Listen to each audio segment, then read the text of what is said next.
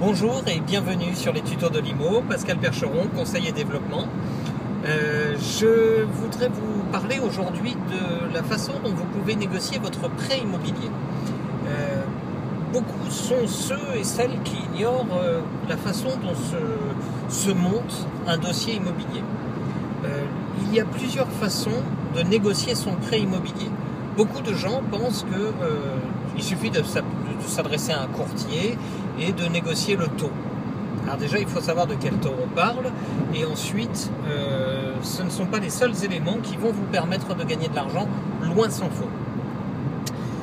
Il existe, on va dire, 4 choses à négocier avec votre banquier. Et je peux vous garantir que si vous écoutez bien cette vidéo, vous n'aurez, si vous êtes agent mandataire, si vous êtes agent immobilier, vous aurez de quoi conseiller vos clients. Et si vous êtes un particulier, vous n'aurez absolument pas besoin d'un courtier en prêt immobilier pour pouvoir aller négocier directement avec votre banquier. Une chose à savoir, si vous êtes dans une banque, n'importe laquelle, le Crédit Lyonnais, toutes les autres banques sont capables de vous faire une meilleure offre que votre banque actuelle. Si vous êtes au Crédit Agricole, toutes les autres banques sont capables de faire une meilleure offre que ce que peut vous proposer votre banque actuelle. On va dire que c'est une déontologie de banquier, ça peut exister. Et l'idée, c'est que les banques ne fassent pas du dumping sur leurs propres clients. Et donc ne puissent pas s'aligner sur la proposition d'un concurrent bancaire. Voilà. Alors, il existe 4 choses à négocier, 4 points fondamentaux à négocier avec votre banquier. La première des choses, ce sont les frais de dossier. Il est dit que, la loi dit que les frais de dossier peuvent s'élever jusqu'à 1% du montant du capital prêté. Autrement dit, vous empruntez 100 000 €, et ben vous pouvez avoir jusqu'à 1 000 € de frais de dossier. Vous empruntez 200 000, 2 000 €, 300 000, 3 000 €, etc. La plupart des banques ne s'alignent pas là-dessus, et il faut savoir que les frais de dossier correspondent à des études qui peuvent prendre en moyenne entre 4 et 5 heures, quand on cumule tout le temps de traitement d'un dossier d'un client, entre 4 et 5 heures jusqu'à son aboutissement. Et j'inclus dedans l'édition des documents, etc. Donc ça a un coût, certes, mais ça ne mérite pas 1% du montant du capital prêté, loin de là. Donc lorsque vous avez votre banquier en face de vous, il faut négocier les frais de dossier, et il faut négocier, essayer d'arriver à une enveloppe de 300 € à peu près. C'est un juste prix à mon sens. La deuxième chose qu'il va falloir négocier, c'est le taux. Mais le taux se compose en 2 parties distinctes.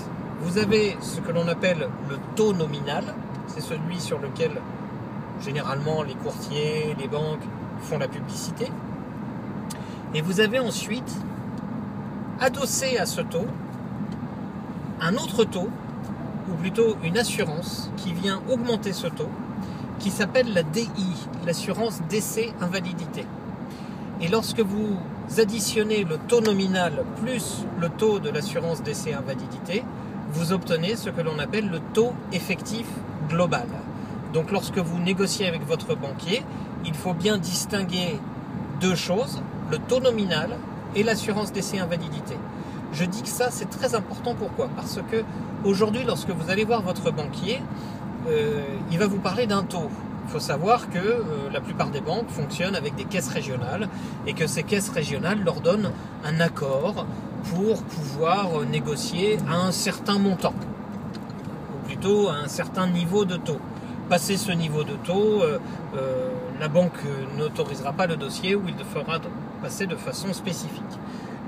Je vais partir aujourd'hui d'un principe. Allez, admettons, votre banque vous fait une proposition à 2,5 sur 25 ans.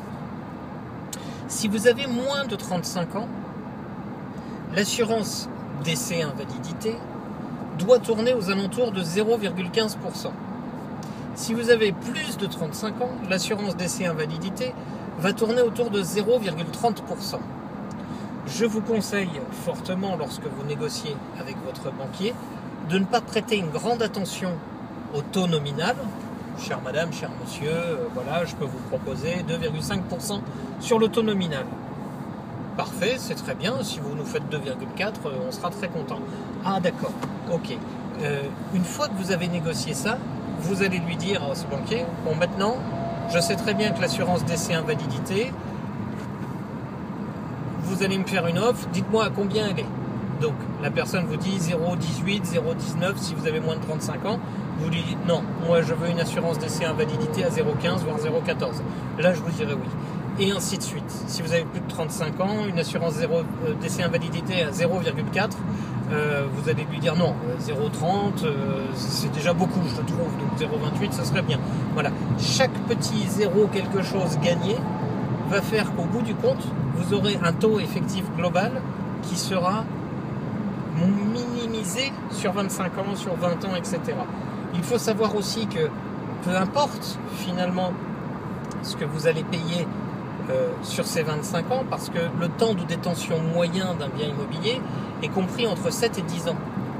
Donc il vaut mieux négocier un minimum de remboursement sur le capital, parce que de toute façon, vous n'allez pas, sauf cas exceptionnel, vous n'allez pas conserver cette maison ou cet appartement à vie. Donc ne vous inquiétez pas trop, regardez plutôt ce qui vous reste. Il faut savoir que de toute façon, un banquier ne pourra pas vous prêter au-delà de 0,33% de taux d'endettement. Le taux d'endettement est calculé en fonction de votre rapport, c'est-à-dire de vos rentrées d'argent, de la personne qui achète avec vous, et ensuite des emprunts que vous avez. Si vous avez des emprunts qui dépassent les 1 an de remboursement, alors ils vont venir se dégréver. C'est-à-dire que, je schématise, vous gagnez 1000 € par mois, vous pouvez emprunter jusqu'à 333 € par mois, mais si vous avez un emprunt de 100 € par mois de plus qui court encore sur plus d'une année, ben, il ne vous reste plus que 233 € à emprunter. Donc, et par-delà, à partir de là, vous savez quelle enveloppe vous pouvez emprunter. Donc quand vous faites une simulation sur Internet, faites bien attention, tenez bien compte de cette problématique de l'emprunt, c'est-à-dire que si vous avez déjà d'autres emprunts en cours, le banquier va en tenir compte, puisqu'il se refuse de vous prêter au-delà de 0,33% de taux d'endettement. Donc vous allez devoir négocier les frais de dossier. Les frais de dossier, je vous conseille, lors de la négociation avec le banquier, de commencer par là. Vous allez me prendre combien en frais de dossier? Et de commencer à négocier le bout de gras. Et une fois que vous l'avez validé, vous êtes devant le banquier avec une feuille, et vous dites, bon, on est bien d'accord, on tombe sur 300 € de frais de dossier. Vous marquez devant le banquier 300 € de frais de dossier. Ça, c'est négocié, c'est réussi, c'est gagné, c'est pour vous, vous l'avez réussi cette bataille-là. Ensuite, vous allez lui dire, bon, le taux nominal, il est à combien? 2,6 sur 25 ans? Non. On va le dire à 2,4.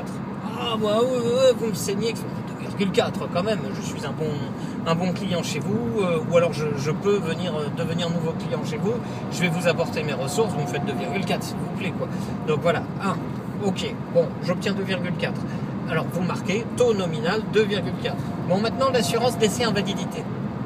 J'ai 28 ans, vous me proposez une assurance décès invalidité à combien?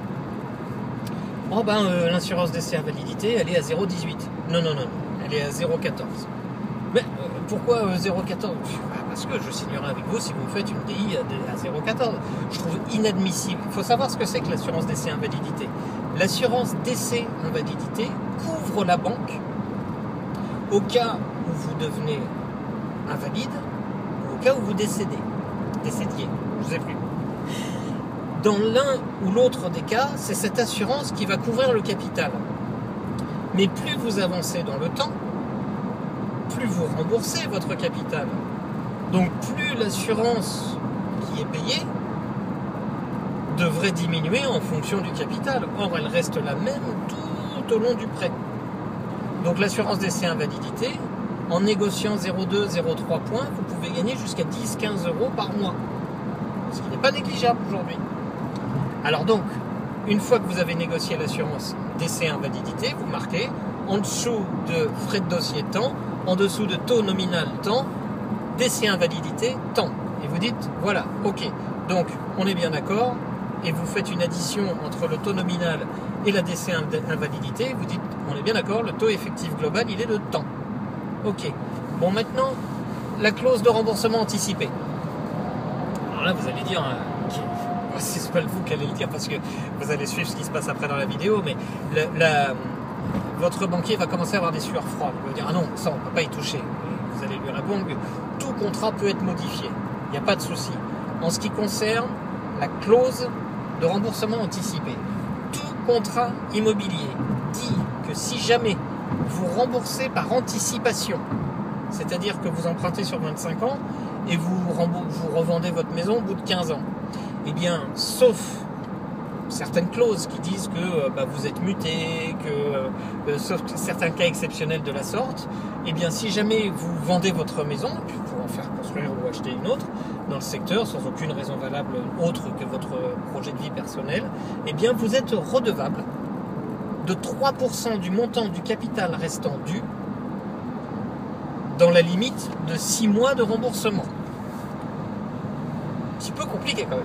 Donc ça veut dire que vous empruntez et puis il vous reste 100 000 euros à rembourser.